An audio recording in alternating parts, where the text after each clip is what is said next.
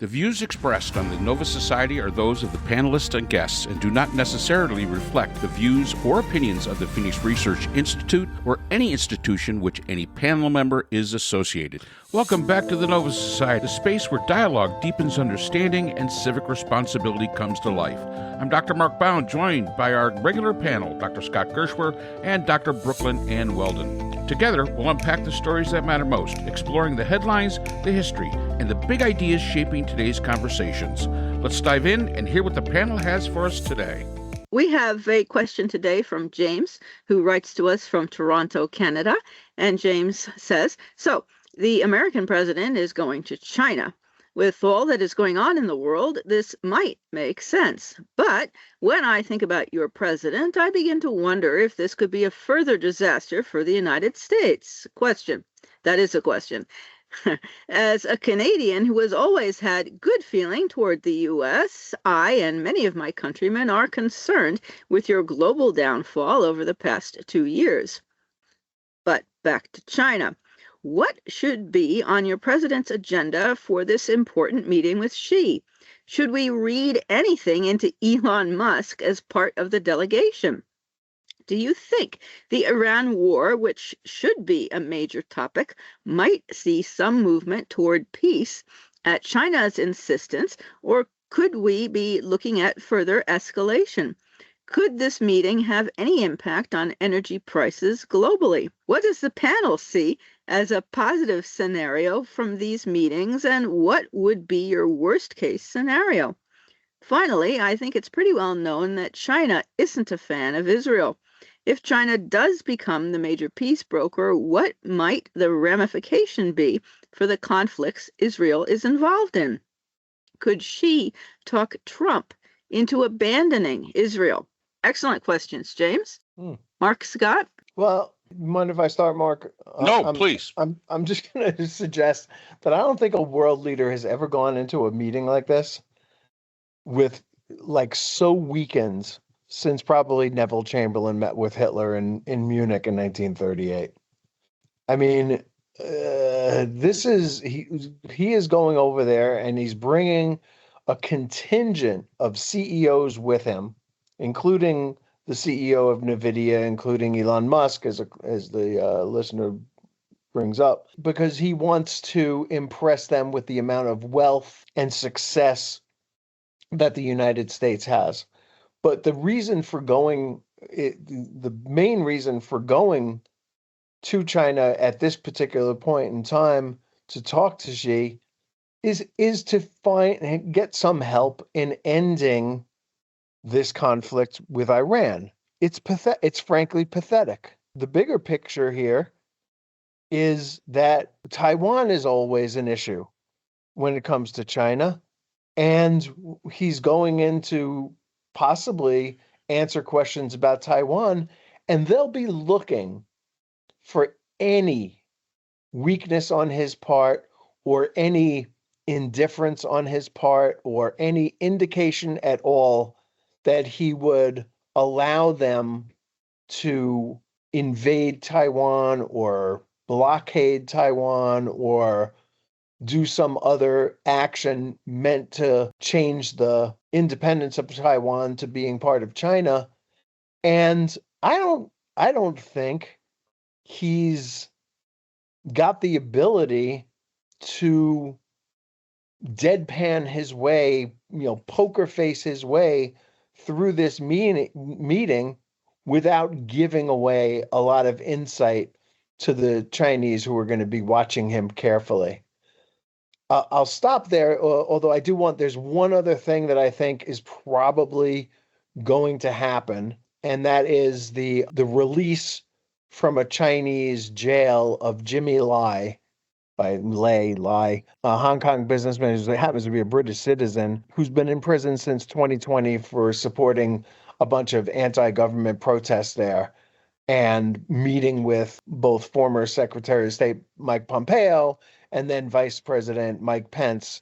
He's been incarcerated for a long time. They've tried to get him out a number of times. This might be the meeting where China gives him up and sets him free just so Trump could come back and say that he accomplished something. but I don't know what more. We will probably continue to discuss this, but I don't know what more he's going to accomplish than that. Well, I think my number one thing is I really hope that he stays awake. That would be a huge plus on our side. And Scott, I think you're giving Neville Chamberlain a bit of a dig there. I think we're even weaker than Huh. than the British were when they went back in the 1930s to talk to Herr Hitler. The fact is that who could ever imagine that today, at any point in time in our history, that we would be saying we would have to go to China to be the peacemaker? That was always our role. And it shows completely a real big shift in geopolitics today as to really who has the influence. When the president of the United States, and I know it's not being booked as that, it's not being booked that we're going hand in hand looking for China help, but bottom line is that's really what it is. That's what it comes down to. The idea of Elon Musk going and these other CEOs, Scott brings up the CEO of Nvidia, the concept of us showing how much economic power that we have.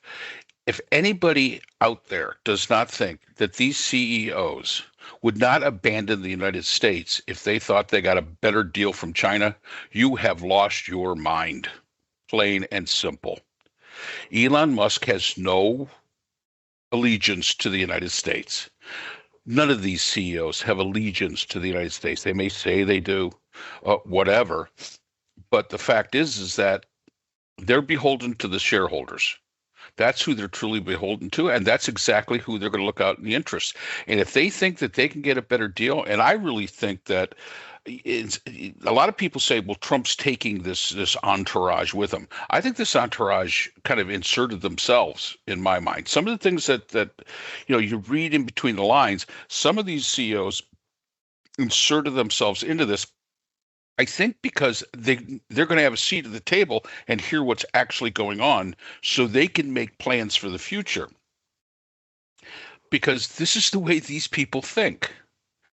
This is the way corporate America and CEOs think. They're looking for the best opportunity. And if the best opportunity is with China, and by all indications it may be, they're going to jump ship. And that's really is all that there is to it. Taiwan is going to be a big topic, and again, we'll probably discuss that a lot more, later on. But that's going to be a huge topic.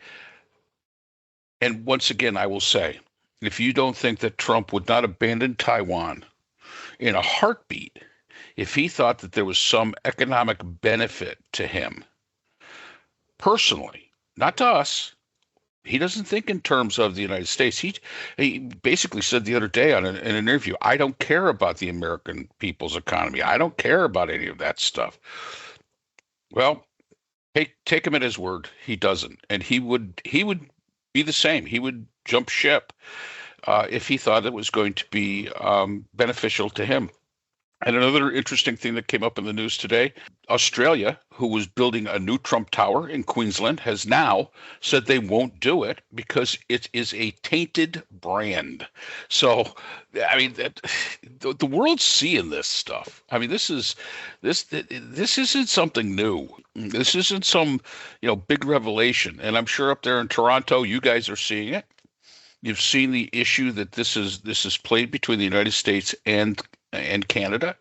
And this may be a good thing for Canada because Mark Carney's been over there talking to him and is making deals. And he's making deals in the attitude of cooperation, which is something that Trump does not do. He wants to be the big dog, on the playground, and he's not. And the Chinese just are not going to. They're just not going to accept that. First of all, they have no reason to accept that attitude. That isn't something they have to do. So, yeah, this will be a big, big meeting, and I think we are so outmatched in this, it's not even funny. I was thinking about like at the beginning of Trump's term, how he would have world leaders coming to him, and how awful it was to watch how he treated President Zelensky, for example, and the Chinese wouldn't come. because they did not want to be humiliated in that manner. And I thought that was so wise. That and even recently how Trump treated the new president of Japan, talking about Prime World War Minister. II. Prime Minister, thank you. I knew president was wrong, and I knew it wasn't chancellor. That's Germany. How Trump treated her, and Trump's pulling troops out of Germany because of what the chancellor said. I mean, it the Chinese were very wise not to come and expose themselves to that. And the reversal, the situation in a little over a year, is really quite interesting. And I don't know how the Trump people could not see that this was going to be the outcome of treating others so badly. Well, I don't think that they expected it. He's done that his whole life. I know. Absolutely. That's the problem. That's the problem. Anybody who he perceives to be on his side gets treated poorly. Anybody who he considers to be against him gets the kid glove treatment because he's trying to win them over. And it's 100% transactional and zero policy.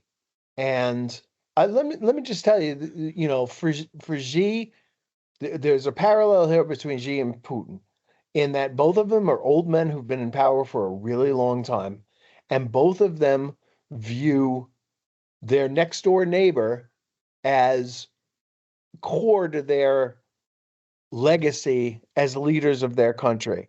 And for Putin, it's to do away with Ukraine and make Ukraine part of Russia, reestablish the Russian Empire. For Xi, it's Taiwan, and that Taiwan must become part of mainland China because it's the only way to legitimize his rule of China for all these years, and that this has to be the sort of cherry on top of the sundae for him. But look at when you look at the difference between this government that we have right now and the Chinese government, you see something really quite amazing. Trump didn't bring any foreign policy advisors over there. He brought businessmen. And he clearly wants to emphasize that the United States is still an economic powerhouse, and that China needs to be, I don't know, cowed by that or intimidated by that or something. China has 5,000 diplomats around the world who all get high marks for their knowledge of the countries that they're ambassadors to, and that speak the language and give public speeches in the language of the countries that they live in, compared to U.S. ambassadors, especially in this administration, but in general, U.S. ambassadors are political appointees who don't know anything about the country. It's just considered a political payback for donations and stuff like that. One country is serious, the other country is really unserious, and I think that we're going into this week in so many different ways. But I think Mark is correct that these CEOs would sell us out in a heartbeat, and I think Trump would sell us out in a heartbeat. And everybody needs to keep watching what's going on over there. I don't think there's going to be any big news coming out of this. I really don't. But I do think that they're going to get a lot of information that they don't have now from just watching the way Trump interacts, because he's not smart enough to play it cool. And they're going to know a lot more than we know about us than we know about them after this meeting is over. Yeah. Yeah, and I agree with you, Scott. I don't think we're going to learn anything. We are not going to learn anything new. But those CEOs, they're going to learn a lot.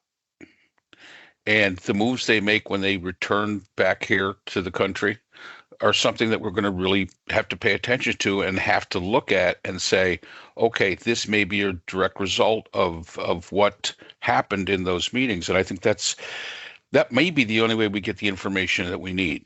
Because the Trump administration and Fox News and all the other sycophants are going to say what a great job they did. Oh, they handed the Chinese their ass. The Chinese, big, powerful men with tears coming down their eyes, and oh, sir. That's what you're going to hear, because that's what we've heard throughout both of the Trump presidencies.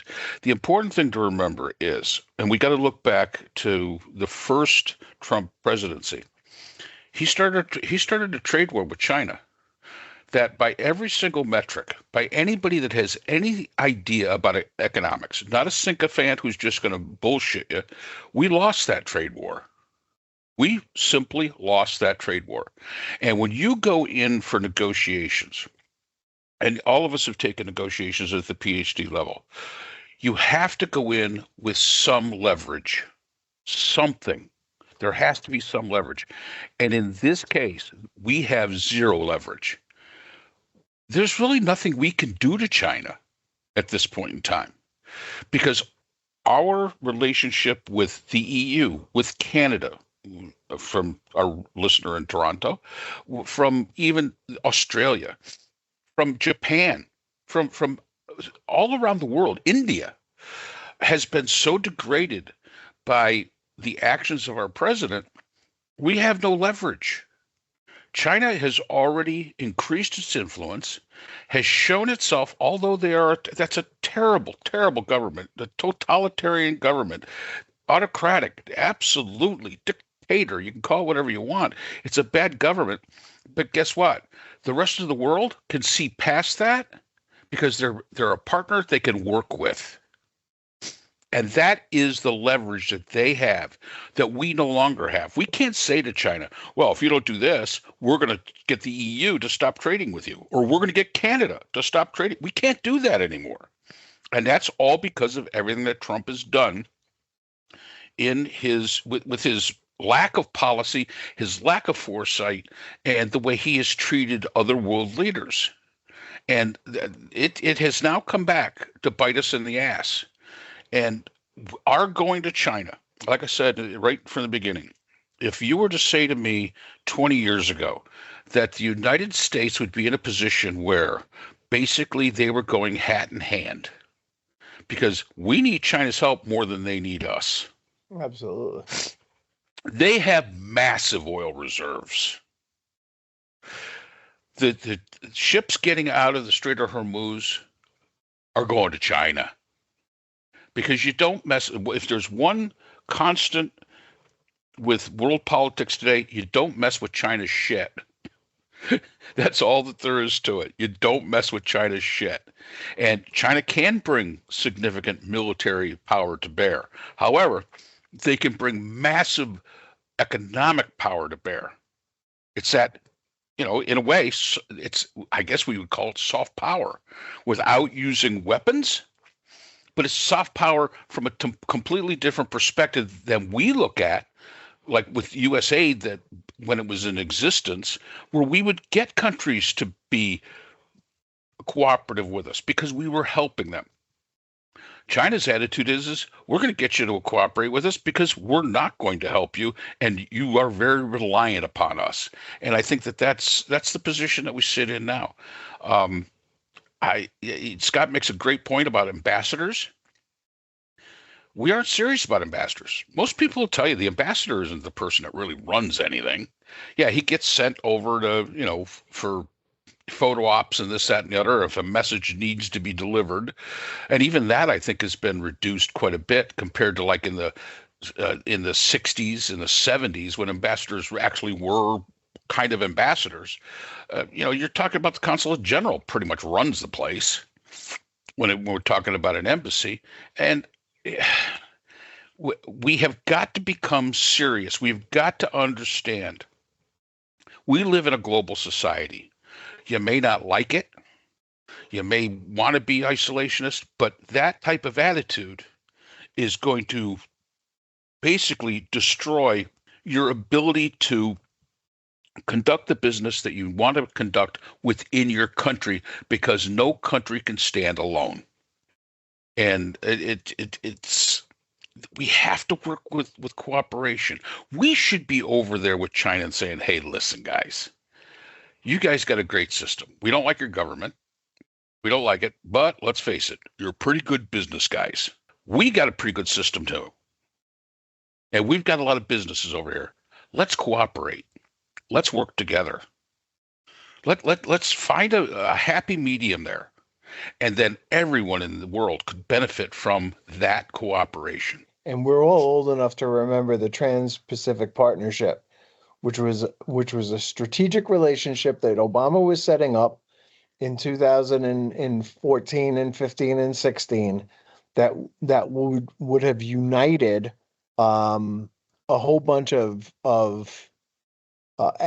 nations on both sides of the Pacific, from Central and South America to the Asian side, and Trump killed it. Like he killed all the other Obama initiatives, he killed that one. Well, thanks to his killing that, the Association of Southeast Asian Nations, which would have been a part of the TPP, are now the largest trading partner that China has. And it's $1 trillion in two-way trade in 2025 alone. And Southeast Asia is their newest best client. Those countries are flooded with cheap Chinese manufactured goods. China enjoys, unlike the United States, a $1.2 trillion global trade surplus, and about a quarter of that comes from Asia. So they can look inward, right? Because right now, and traditionally, China has not been a consumer economy, but they are so economically, strong, finding new markets, which we have not been able to do, right? Our farmers are suffering, or still suffering. The trade deal that Trump claimed that he got at the end of his last term never came into fruition. China never lived up to their promises to him that he came home and bragged about. And we have not found other trading partners to replace China, but which may be why he's bringing CEOs over there to try to open that up. But China has gone out and found new trading partners right in its own region that could have been our best friends, but are now China's. And they may not like it. And I imagine that they don't. I think everybody feels manipulated by China, whether they're getting Belt and Road Initiative stuff or a whole bunch of other sort of soft power things that China is doing. Their countries are still nervous about China, but they're more nervous about the United States, and China actually gets better grades, favorability grades across the globe than the United States does for the first time in history. So we've lost this in so many different ways. And again, I don't know what's going to happen with Taiwan, but I know that Xi wants it. And I know that he's just as driven as Putin to get it. He's a little bit more strategic and a little bit more subtle, I think, and smart than Putin is. But if he made a move on Taiwan, a fifth of the world's maritime trade goes through the Taiwan Strait, and that would strangle Japan and South Korea, making it hard for them to get goods out of their countries. And of course, Taiwan produces like 90% of the world's most advanced semiconductor chips, and that's a huge sort of target for China to want to go after them for that. If China moved against Taiwan, it would probably cost 7% of our GDP, which is like worse than the Great Depression. I mean, it would be economically disastrous. And Donald Trump is the guy that we're sending over there to stop that from happening. Yeah, and Doesn't make me feel good. no, I'm not feeling warm and fuzzy about the whole thing either. And the fact is that China does not have to go about getting Taiwan like the Russians decided to go after Ukraine. China can do it in a far more subtle way. And if the United States shows themselves to be unreliable in any way, sometimes you go with with the devil you have to go with. And we have lost so much credibility throughout the world. And whether people like to admit it or not, but credibility is a major component to influence. If you're credible, then guess what? You can gain some influence. That's why I think China's doing so well in places like Africa, because they're going in, they're building infrastructure. Now, maybe the terms aren't the greatest in the world, but it's better than we're offering them. And we are not, we were always the alternative. We were the economic alternative to China, and we basically are struggling ourselves because of the policies and because of some of the actions of this administration. So this is why people are beginning to turn their back and turning to China. And China has quietly, behind the scenes, I always say they're the guys behind the curtain. They aren't out there being blusterous about any of this stuff. They're the guys behind the curtain making those decisions that that present that quiet but stable. And I think that's really the important word here, stable. You may not like China. You may not like Xi. You may not like their government, but you know what? They're stable. You can't say that about the United States today. Cannot say that at all. And I think that that's something that has truly impacted and will continue to impact our relations with the rest of the world. And as our relations with the rest of the world begin to get worse, and more countries start to rely more on China, that's a detriment to us. That is an absolute detriment to us. But I think that one of the interesting questions that was asked was, if China is the peacemaker, what does this mean for Israel? And I'm going to say this, and Scott, you may disagree with me. I think that Trump would sell Israel down the river in a heartbeat. Again, if he thought that it was economically expedient for him. Yeah, well, I agree with that. Certainly. I don't, everything with Trump is transactional. So there's no, the old, who is it, Lord Palmerston, we have no enduring partnerships, only enduring interests. Yeah, Applies absolutely. to Trump Yes. more than most, I think, right? Yep. Um, but China, look, China spends a lot more money on soft power than we do. We used to not even I don't even think US aid comes close to what China No. spends every year. It's like $174 billion or something like that in Belt and Road initiatives around the world. And they have all these, they have these great names, right? They have the Global Development Initiative, the Global Civilization Initiative, the Global Security Initiative, the Global Governance Initiative, the Community with a Shared Future for Mankind Initiative. They have all these programs that they're out there with, and they send people with them. I think I read yesterday there was something like 100. Well, I got to get the number. 10,000 Chinese owned firms operating in Africa, and more than 1 million Chinese people living in Africa. I mean, that's, if you when you can send people out like that, and they're everywhere. And I know that we were in Italy a number of years ago. There are entire towns in Italy that are nothing but Chinese nationals. And they're out there and they're doing good work, and they're helping the host countries get stuff done that they couldn't get done otherwise. They're investing $236 billion in Latin America. I'm sorry, 160 billion dollars in Latin America. That's the amount of trade they do with Latin America, $236 billion. So they're in our hemisphere. They're all over the world.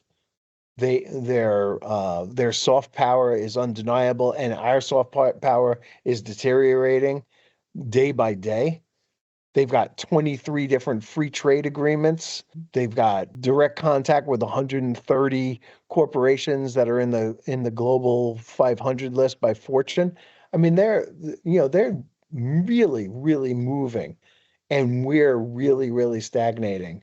And I mean, they've won. Right, Trump basically gave them the EV market, right? Which is interesting that Musk is there right now because I'm sure Tesla is having a harder time selling cars around the world because Chinese EVs are showing up and they're cheaper, and people, that ends up being the thing that gets people to buy them. Their trade with the Philippines, with Vietnam, has increased greatly, and I mean, they're just, I hate to say this, but they're killing it. They are absolutely killing it. And we are withdrawing from the world. We're burdened now in another quagmire of a war. And yes, and it is a quagmire. If you can't get out, it's a quagmire. And we don't really have a good answer for some of the real hot spots. Now, I read recently, and I can't, I got to look for the article that Netanyahu is basically saying, you know what, we need to change our relationship with America, and that he wants to separate from the United States, at least in terms of the aid that the United States gives them, because I feel that he feels that he's a lesser partner now because of that aid, and he wants to start moving away from that and becoming more of an independent country. I don't know what the relationship between China and Israel is. It's definitely something I should look into because they're very, very different sort of peoples, I would say. Cultures are very different. I mean, Israel is like the ultimate in individuality, and China is the ultimate in collective. So the orientations are very, very different. But I wouldn't be surprised if China said, the United States, you need to back away from, if you want our help with Iran, you need to back away from Israel, and Trump would do that in a second. Oh, and I think one of the reasons that China has had, and I wouldn't say it's a bad relationship with Israel, but let's face it, in the past, those nations that have had really good relationships with the United States, China has generally been in some sort of opposition to. Because again, the differences in ideologies. It's just like the Cold War with Russia. If the United States backed a country, Russia was against them. And now China has, again, they have not been as boisterous about it. They haven't been as upfront about it. They're more behind the scenes about it, but it still is the same attitude. And if Netanyahu is, and that'd be an interesting article to put up, Scott, if Netanyahu is looking at making a change, that we need to step away from the United States a little bit. And let's face it, I'm sorry, BB, you were always the minor partner in this relationship, whether you like it or not.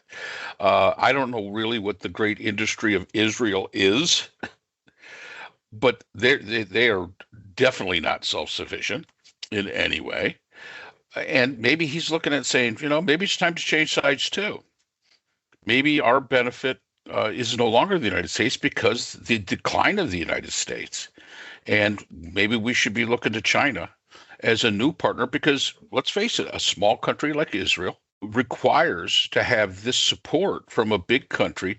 And what better country to have than a country that has trade relations with all the other enemies that they may have in the Middle East, where a true influence can be exerted, where we don't have that ability. There's countries in the Middle East we can't influence very well, but the Chinese may be able to do so. So it may be a very good strategic move for Israel. But once again, it shows the decline of the United States, and it shows the decline of our influence. But please, I want people to understand this is not something that is all Trump. This has been going on for an awful long time. China has always been a growing economic power. And we, in many ways, have sat on our duffs and did nothing, or did the very least we had to do. As Scott points out about USAID, USAID was minor compared to what the Chinese have been doing. And the fact that, We had the capacity to do it, but we were spending so much money on military bases, and we were spending so much military on the hard power that we weren't using. We spent more money on overthrowing governments we didn't like and putting in, chumps that eventually were going to be worse than what we took out. We were really good at that. The Chinese have not done that. That's not the Chinese way. So, yeah, their government sucks. There's no doubt about it. But the fact is the way they conduct business in a global society is almost brilliant. They do have military power. Everybody knows they have military power, but that's not what they use. That's kind of like in the background a little bit. It's their influence and their doing business and the relationships that they grow. And for many, many years, the United States have seen a lot of the relationships that they had that were strong relationships, they've seen them decline. Now, I will say this. The Trump administrations have accelerated that decline. There's no doubt about it. I mean, it's almost like, went to light speed. But the fact is that this has been a problem that, once again, the United States, we sit around saying we're so star-spangled wonderful, and we get complacent. And we say, well, yep, okay, we got this great military. Yep, we got this, we got that. And the fact is we don't do anything we want to keep that status quo, but we don't want to do anything to advance it. And that's the difference that China has. They advance their relationships. Yeah, so if I could just get back, it was on 60 Minutes actually. Okay. That Netanyahu was talking to Major Garrett, and Major Garrett pointed out that Israel now gets $3.8 billion per year, and it's subject to new political scrutiny because of shifting public attitudes here in the States about Israel and foreign aid. And Garrett says to him, do you believe it's time for the state of Israel to re-examine and possibly reset its financial relationships with the United States? And Netanyahu says, yes, absolutely. And I've said this to Trump, and I've said it to our own people, and their jaws drop. But I said, look, I want to draw down to zero the American financial support, the financial component of the military cooperation that we have, because we receive $3.8 billion a year. And I think it's time that we weaned ourselves from the remaining military support. And Garrett asked him for a timetable, and I said, let's start now and do it over the next 10 years, over the next decade. But I want to start now. I don't want to wait for Congress. I want to start now. And he seems to understand that the American people are not happy about this relationship with Israel, and that they want 60% of U.S. adults have an unfavorable view of Israel, which is up 20 points in just 4 years. He says that it's due to social media and it's due to perceptions, but one thing that he can do about it is not be so economically dependent on the United States and going it alone. So I think that is an interesting suggestion on the part of the hopefully soon to be former prime minister. And it really does show that this is the difference between what we consider the dreaded totalitarian dictatorship and a democracy. The presidents have to pay attention to what the mood of the public is. I don't think President Xi cares what the mood of the public is. I don't think he really gives a shit. And in many ways, and we've discussed this before, Scott, the country is no longer the Communist Party. It is no longer the Politburo. It is Xi. Xi is the country. Yeah. And they all pretty much nod their heads. Why? Because things are going good for them.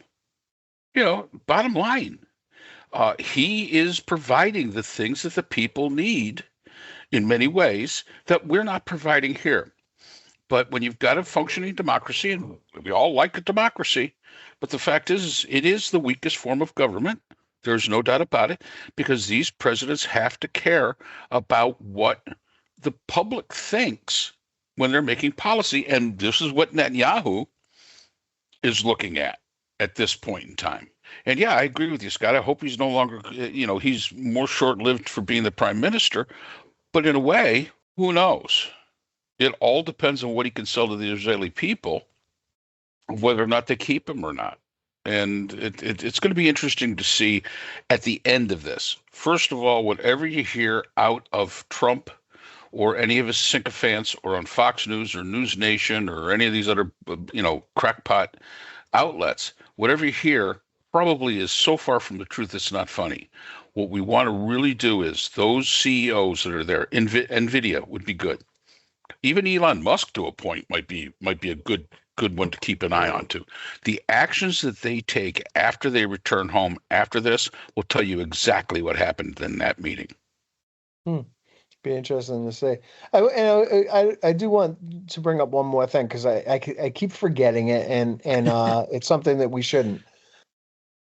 China brokered a peace deal between Iran and Saudi Arabia that seemed that it was impossible. It hasn't lasted, obviously, because as soon as we started blasting Iran, they started blasting Saudi Arabia and the other Gulf countries, whether it was for bases that we have there or to hurt their oil production at a time when Iran's oil production was being hurt as well. But the fact remains, they had a peace deal between two pretty hard enemies, Saudi Arabia and Iran. And that alone makes this trip worthwhile. But I'm not sure that Trump is going to be able to convince Xi that he needs to get Iran's leadership under control, and whether even Xi has the power to do that, I don't know. But there's nobody else who could do it. Putin can't do that. Certainly, the United States can't do it. Pakistan can't do it. Turkey can't do it. So really, the only country in the world that could pull off something like that as amazing as that would be China. It would be an enormous feather in their cap. So what's our call for the worst case scenario? Well, the worst case scenario is that we give away Taiwan. Yep, I agree. And it doesn't have to be like that blunt a transaction. It could really simply be Trump indicating in some nonverbal way or verbal way that he doesn't care about Taiwan, and that if China wants Taiwan, China should go ahead and get Taiwan. And, we've moved chip manufacturing to the United States. I don't know where that is in its development, but it was something that Biden was trying to do. Hopefully by now, the factories are built and the equipment brought in that you would need to do that. But that would be the, giving up Taiwan in some way, shape, or form, signaling that he's okay with it if China wants to move on Taiwan. And again, you brought up before, China has other ways other than invasion to get it. Xi was sort of courting the opposition leader of Taiwan, and if the president of Taiwan were to falter, and they do, we do, our presidents, they get elected just like our presidents do, that it could be a pro-China, a pro-one China president coming in there, and things would move quickly towards reunification. And if Trump says that's okay, then that's certainly something that could happen. Absolutely. Yeah, I would agree with that. Taiwan is going to be a very big, I think, a big factor here, and what Trump does or doesn't do is going to be very important. Yeah, and again, not necessarily meaning to. Go ahead, Brooke. And I thought Trump canceled the CHIPS Act. He may have. I don't know, but I mean, whether they were building here or not may not have a lot to do with the CHIPS Act at this point. If that company, Taiwan, whatever it is, chip manufacturer, TSMC, wanted to preserve itself by having satellite offices around the world, then that would probably be a smart thing for them to do, to maintain their independence and not become subjects of the People's Republic of China and the Communist Party. I agree. Yeah, well, certainly Trump will give Taiwan away if it is at any way to his advantage. And that would be, I think, a worst case scenario. I'm trying to think of what else could add to that as a worst case scenario. certainly not helping our farmers and not getting anything for Americans. Although, as you said, Mark, I also heard the comment that Trump doesn't care about the financial situation of Americans. So the CEOs may not be there to do anything for Americans, because the legal status of a corporation is to create wealth for stockholders. So that has nothing to do with helping Americans, only to help Americans if they happen to be stockholders. So, and you know what? It's an important thing for us to point out, and Scott's pointed this out before. If China was to get Taiwan, that may not be such a great thing for Taiwan, but it would really be a detrimental thing to us. It would hurt us more, probably, than even Taiwan. So, I mean, that's people just sort of kind of overlook that fact, that Taiwan is an important thing, is an important entity, is an important country, has an important infrastructure and industry to us. And if that became completely under the control of the Chinese, well, good luck, boys and girls. All your little fancy bells and whistle toys, they're all relying on that stuff. And, you know, we may be going back to dial-up. Boy, will that be fun. But here's the good thing. At least the three of us know how to use a dial-up phone. Yeah. We've been there and done that. Okay. Yeah, that's true. So thank you, James. I think we answered all questions. So, I mean, I just looked this up. Trump has landed apparently in China, and Xi didn't come to the airport to greet him, right? Nice. So, well, that's very interesting. Yeah. I mean, I don't know if it's true or not. I just read it on Threads, but yeah, it would be interesting if he's he's playing it cool. I'm sure they're doing stuff to flatter Trump, to have parades and all kinds of stuff like that. That's a time-honored now and well understood way of getting Trump to soften up on you, is by giving him a lot of flattery and paying a lot of attention to the sort of stuff that he looks at. Give him a gold-plated something or other that he could take home and hang up on the wall of the Oval Office or something like that. And I just worry that he's not, he doesn't play. He's not a poker player, Trump. No. And he lets too much information go. And this is not a situation where we can really tolerate that kind of loose, sort of unmanaged communication going out there. It may, and again, they may just dismiss it as it doesn't mean anything because it's coming from Trump and he doesn't mean what he says half the time anyway, or more than half the time probably. But yeah, this is. Well, I'm looking actually at the picture of him coming off the plane. Yep, nice red carpet and no Xi. It's right there in the photographs, and I think the Chinese are really betting. And Scott could be absolutely right, but I think the Chinese look at this and they say, "We're dealing with a moron. Let's see what advantages we can gain out of the stupid shit he says, and we'll take it from there." And that's all the time we have for today's episode. The Nova Society is a production of Nova Society Media, a division of the Phoenix Research Institute. We want to thank our production partners, Buzzsprout, who hosts the Nova Society, Audacity, our editing team, Apple Podcasts, the largest source of podcast and music online, Spotify, the most popular platform for the Nova Society, and iHeartRadio, your destination for all things music and podcasting. The Nova Society is available on all of these and other quality platforms listed in our description. And most importantly, we want to thank you, our listeners. Without your support, the Nova Society could not be possible. If you haven't already, please consider subscribing on the platform of your choice. It's easy, it's free, and helps our channel grow. For questions or comments, you can reach us at nova.society.podcast@gmail.com. So on behalf of Dr. Brooklyn Ann Weldon, Dr. Scott Gershworth, and all of our production partners here at the Nova Society, I'm Dr. Mark Bound. Remember, the true power of society is knowledge. Thank you for listening, and we hope to see you again next time. We'd like to thank our sponsor for this this episode, the Journal of Interdisciplinary Conflict Sciences, the JICS. This open access journal, double peer-reviewed, provides a platform for emerging scholars to publish their work and engage in meaningful dialogue across disciplines. The JICS is currently accepting article submissions on an ongoing basis and is published through the NovaWorks Scholarly Repository at Nova Southeastern University. You'll find a link to the journal in our episode description.